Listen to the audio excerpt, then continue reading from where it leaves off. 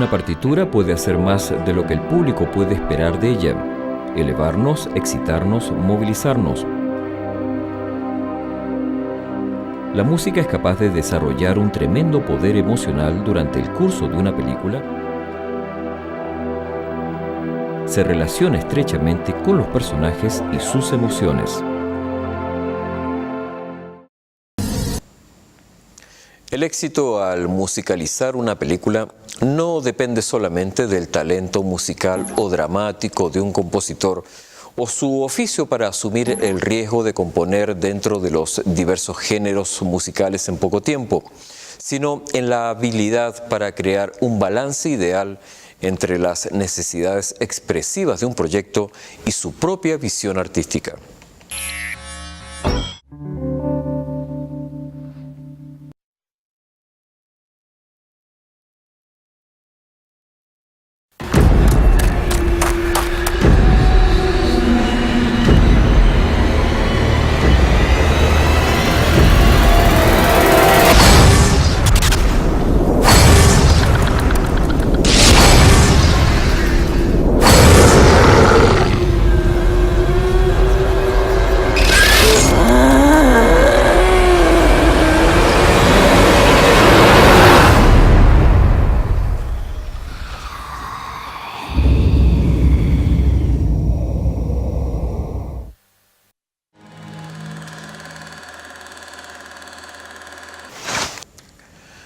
El director Ingmar Bergman decía que no hay forma artística que tenga tanto en común con el cine como la música.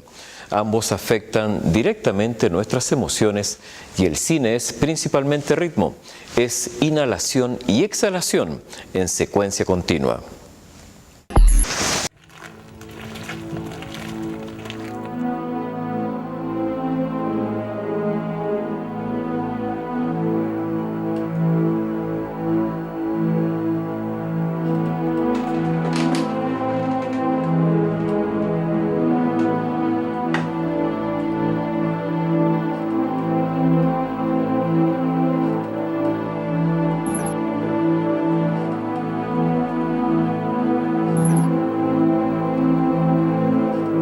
Maybe it's a mistake to change the mood when she arrived in front of the... At first I thought you wanted something a little mysterioso, No, but I mean from the beginning when she does the makeup and goes the roof until the end, but at the end she goes. If you change the mood because she arrived, it's an anecdote. The communicator, okay. priest, the priest. It's just Got it. I agree. on her head she goes. You know. So actually, That's good. What's the next symphony number? 547, 115? It's the mystery in the... 547, what? I don't know.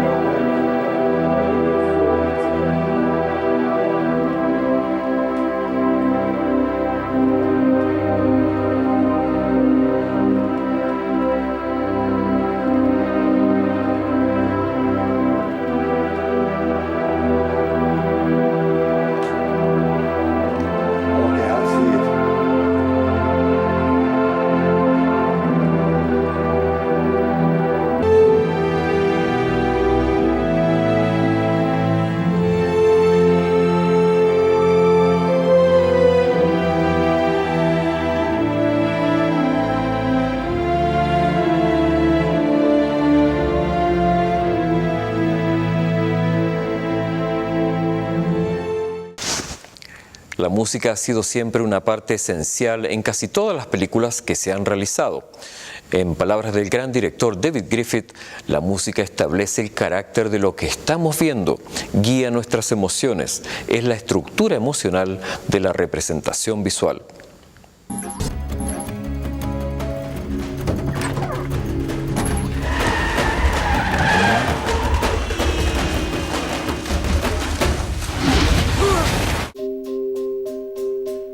There's lots of things we can do with the music to push and pull in different directions, but also it has to roll with the story. I think that's the main thing, and we're trying to do that in this film.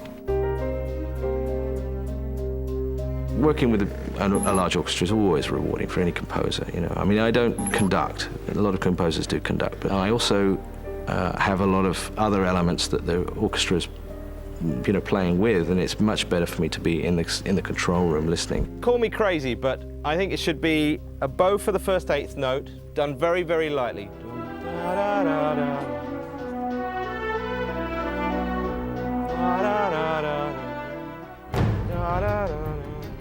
So the general opinion was that the DNA of the first one musically should be there in the second one, so we've used quite a lot of the same themes. We tried to design a score that was very untraditional. You know, many discussions that we've been having over the course of scoring this movie is that how traditional, in a way, an action film should it be, and where do we keep people in suspense by the fact that they're waiting for the usual cues that you get from music, and so we really tease them.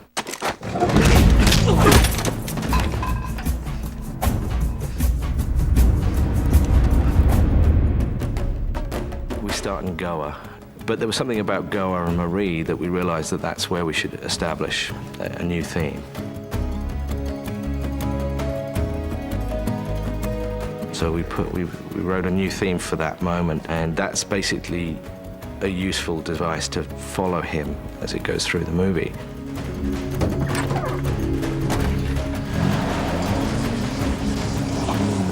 Percussion's always been, you know, was a big part of the first movie and the second movie, and so we really have been playing with a lot of Bhangra dolls, a type of Indian drum, and that style of drumming is a very sharp sound and a very fast-moving sound, so I've been able to give the film a lot of aggressive speed.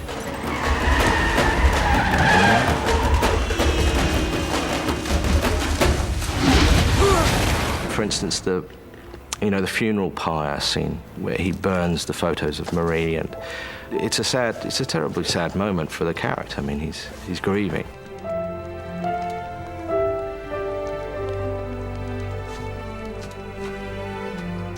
So there's lots of ways of doing that. You know, you could play the sad music, and then at a certain point where, you know, you could play sort of action music as he sort of gets to the cottage and starts getting his things together. Suddenly a very fast cut scene, but what I wanted to do was start that idea earlier, start that idea in his head.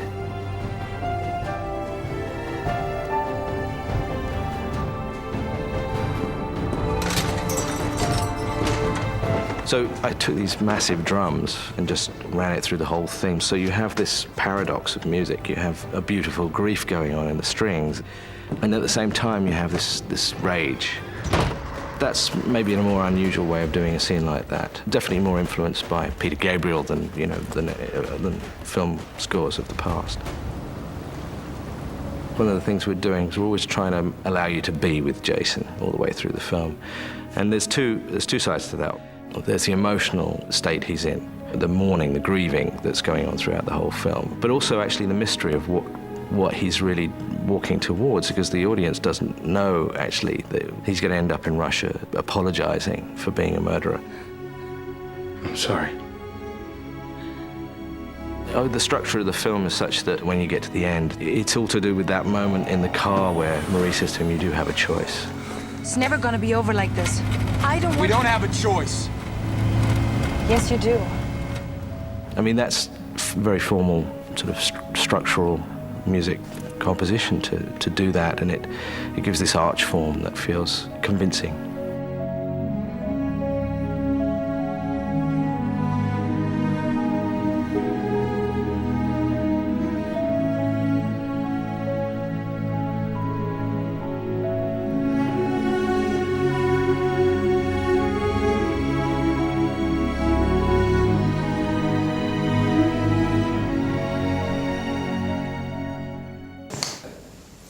Este medio puede ser frustrante para muchos músicos. 2 minutos y 25 segundos. No se puede ser más fuerte que esto, y esto no puede ser más lento que aquello, más rápido que esto otro. Pero para otros compositores ha sido un maravilloso medio de expresión, a pesar del prejuicio y la ignorancia que a veces enfrenta.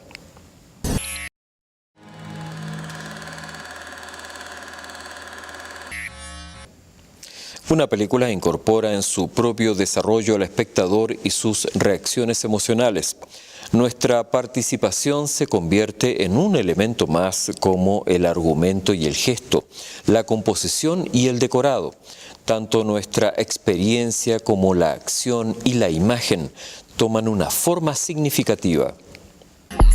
I was a major film fan as a child, teenager, young adult, and I loved film music. Without knowing it, I'd kind of become a film music fan really early on. Bernard Herrmann was my god. He still is my inspiration. He not only was, in my own opinion, the greatest film composer of the 20th century, but the most versatile.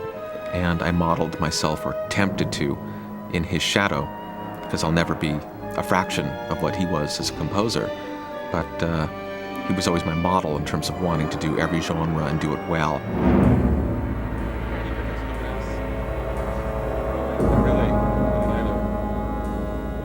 I never know what I'm drawing from on any movie ever. I look at the images, I hear music, and it starts from there. And I start finding bits, and I take those bits and I elaborate on them, and I go through this kind of very difficult process where I feel like I'm banging my head against the wall, coming up with the tone, capturing the tone, finding the themes, finding the correct mood, and then coming up with actual thematic pieces, and then going through a process where I take the thematic pieces and turn them inside out and upside down and see how they'll play, and I put them through all kinds of acid tests and see how they'll survive. And then I'll take 2 or 3 major scenes in a film and I'll score them just to see if the ideas I have will work in maybe 2 or 3 major areas.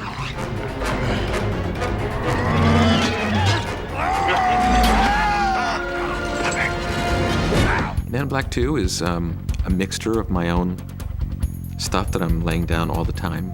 Bass, drums, lots of little percussion sounds and variations on that, and a traditional orchestra with brass, woodwinds, and strings. The orchestra is just hearing a click. So I've maybe got 48 tracks already recorded inside, things that I'm listening to, everything put together. So I'm hearing how my percussion and my bass and drums and guitars and things are working against there. They're only hearing a click. I'm imagining it all together as it should be in the booth as it goes down. The tubans and trumpet, more of the melody, less of the punches.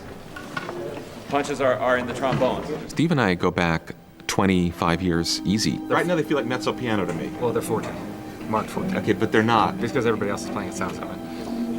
I tell them a little louder, then I'll tell them a little louder. I really pushed to expand my boundaries. Every film I wanted to learn something new. And Steve then, as an orchestrator, would learn and make mistakes and grow as well. Flute, bar 56, I want that 56 flute solo. Make it nice and warm. Steve knew how to do what an orchestrator should do, which is just really lay out what I've written. What I write is generally very dense and sometimes too much to even for an orchestra play. I depend on him both occasionally to tell me, you've gone too far, you've got to either give up this or this. But yet it has to work as an orchestral piece, and there's a lot of fine-tuning and laying out of all the pieces. He'll do it in a way that won't change the tone or the feel of what I've written. It's really complicated to describe the relationship of an orchestrator and composer because nobody really understands what that is. I mean, sometimes when you say, I use an orchestrator, they think, oh, you write the melody and then the orchestrator does the arrangement. You go, oh my God, no. People thought that about me for over 10 years. An arrangement is part of what the composer does.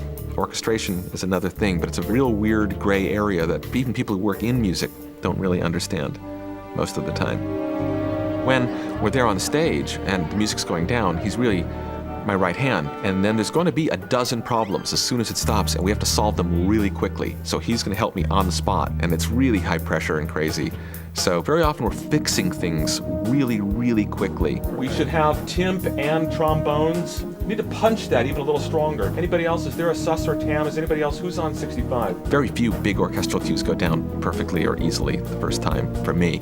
And we have two is like taking a theme, taking a song I'd written if I were a jazz musician, which I'm not, and then doing variations and riffing on it and like doing like an evening of taking this one melody and turning it, having fun with it. Headquarters has been breached, man. We need to bust in there and peel some caps and split some wigs up in that joint. In Men in Black, it's definitely a riff, it's a groove. There's a bass drum groove, and that's their thing, that's their groove. The strings are playing along, but there's always a bass line. And the bass line and this boom, boom, boom, boom, and the strings dun, dun, dun, dun, dun, dun, dun, dun, dun, dun. So that's their kind of groove. So now there's a million variations of what I'm going to do in and around that.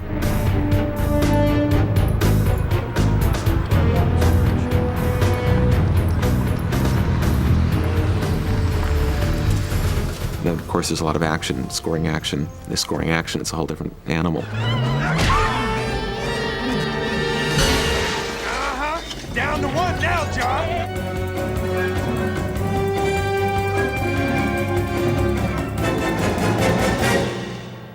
You know, very often I think, oh my God, I really am doing like Carl Stalling for 100 pieces. Carl Stalling was the composer who wrote the scores for all the Warner Brothers cartoons, and he was the great cartoon composer. He had the most amazing sense of timing, catching every movement and every nuance. And when I'm scoring action, I kind of score it in that way. I catch everything. I can't help it. It's just the way I am.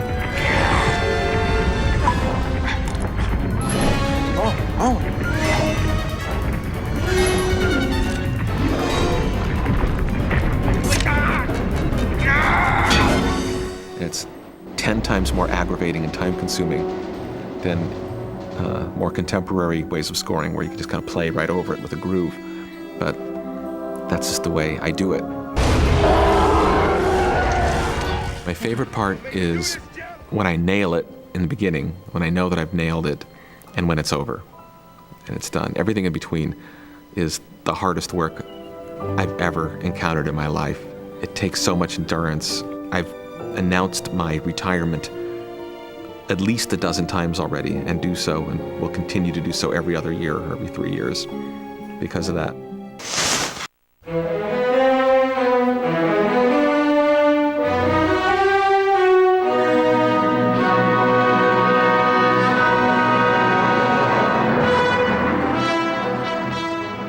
The work really begins for me with the word. I read the script, and the words are very important to me, so I spend a lot of time actually with the script. And I like to read historical pieces about this particular time period. And I studied quite a few Hughes biographies. And this period from the late 20s to the mid 40s is a very interesting period in music. So I would listen to, music of that period, what played on the radio, music from the films of that period. I then spent quite a lot of time with John Logan's script, imagining the film in my mind as to how Marty would shoot it.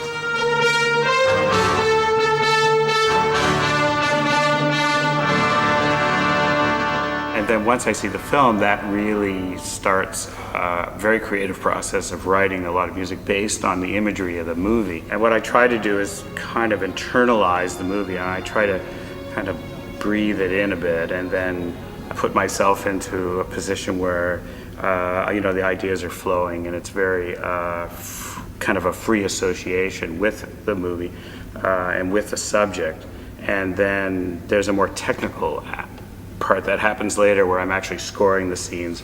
But I like that initial period of seeing the movie, feeling something, and then creating music about what you felt. Once I start doing my pencil sketches, I'm playing pieces for Marty and Thelma, and the three of us would watch sections of the film. We would talk about specific scenes in the film, and we'd also talk about the pieces that I was writing. Quite often, I'm writing music away from the film just based on Hughes's life.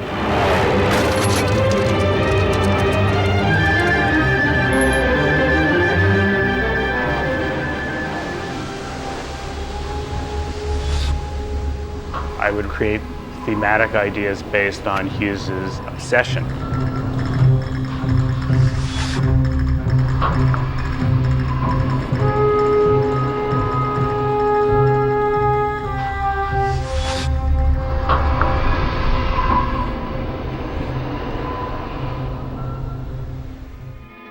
I would write thematic ideas based on Hughes's mechanical mind and the use of his, the creation of his blueprints.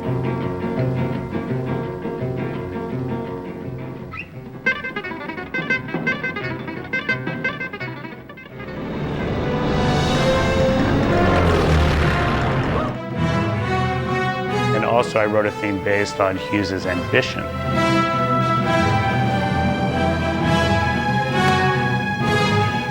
The desire for speed is reflected in the music. It's actually a major theme of Hughes's life.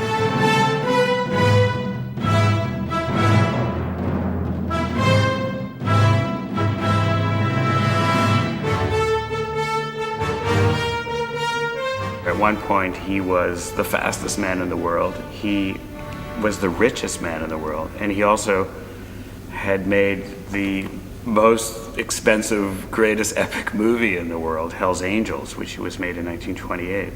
And he shot it first as a silent film, and then he shot it in sound. And there's music in that film. I've even tried to grow out of that piece, into my composition. So to give you an idea of how the music from these films has worked from the original films into our film is part of the process.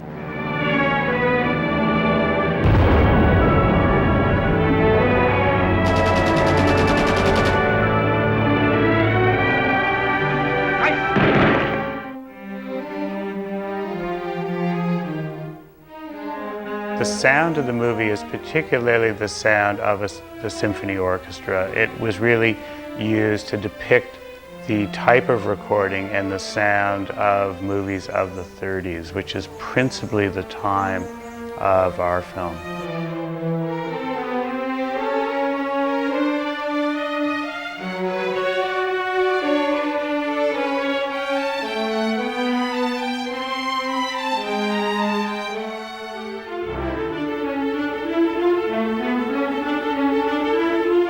Marty was interested in using classical music to describe Hughes's time period of The Aviator, and by using Bach, it also gave me a good indication of how to make that transition from classical music into film music of the 30s. And my score is based around mostly classical techniques in composition, fugues and canons.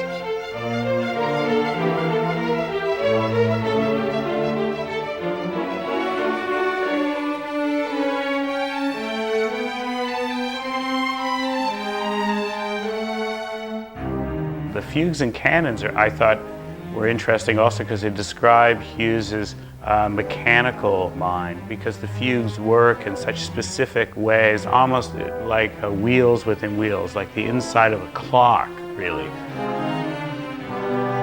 And this, I felt, was a good technique, actually, compositionally, to describe what was going on in Hughes's mind, because he had this very mechanical brain, and he also was very obsessive about the mechanics. Through the use of these themes, this is a way to keep the thematic thread of Hughes's life through the film, from the beginning of his work as a 24-year-old director making Hell's Angels, through his crash of the XF-11 and to the flying of the Hercules. The score can keep the thread of Hughes's life in a linear way and helps to give a soul and a backbone to the story. Knowing the Hughes story and having read the biographies of Hughes and then seeing the film was fantastic. And I think they've captured it amazingly well, and it's a beautifully made film.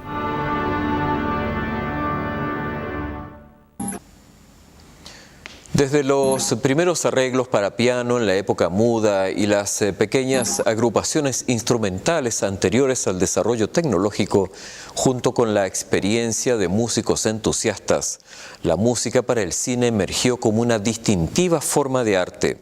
Max Steiner, Erich Korngold, Elmer Bernstein, Alfred Newman y contemporáneos como Lalo Schifrin, Danny Elfman, James Horner, entre muchos compositores, desarrollaron su propio acercamiento al medio y aceptaron al cine como un estímulo a su imaginación y un desafío al ingenio.